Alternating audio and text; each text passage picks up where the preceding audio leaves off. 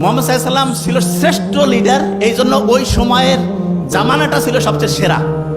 আর আমরা এখন যে লিডারগুলো পাইছি তারা আমাদেরকে ঠিক রাস্তায় যাওয়ার জন্য যেইভাবে আমাদেরকে কাজ করতে করা উচিত সেই অনুযায়ী কোনো রকমের সাজেশন দেয় না। তারা শিখায় দেয় যে তুমি হচ্ছ খুবই দাস, খুবই নিচু স্তরের, খুবই নিম্ন শ্রেণীর। আচ্ছা, আপনারা এই যে মেট্রো রেলে উঠছেন না, আপনি দেখেন মেট্রো রেলগুলো যে অনুযায়ী বানানো হয়েছে, আলহামদুলিল্লাহ ভালো জিনিস। এই রেলের যে বগিগুলো এগুলো যদি আরো বড় করে বানানো যাইতো, প্রত্যেকে কিন্তু বসে আরাম করে যাইতে পারতো।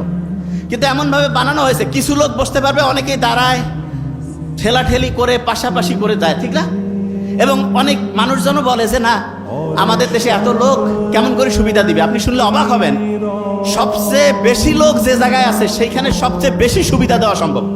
তার মানে ঢাকা শহরের লোক সবচেয়ে বেশি, ঢাকা শহরের সবচেয়ে বেশি সুবিধা দেওয়া সম্ভব। কি কারণে? কারণ যত বেশি লোক হয় তত প্রত্যেকের কাছ থেকে অল্প অল্প টাকা নিলে হিউজ পরিমাণ টাকা হয়।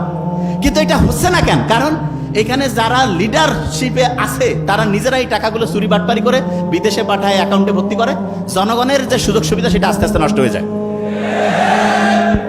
এইখানে যারা আমরা আছি, এক নাম্বার হচ্ছে ইসলামের মূল কাজের সাথে পরের অংশটা যোগ করা, আর দুই নাম্বার যেটা ঠিক লিডারশিপ তৈরি করা।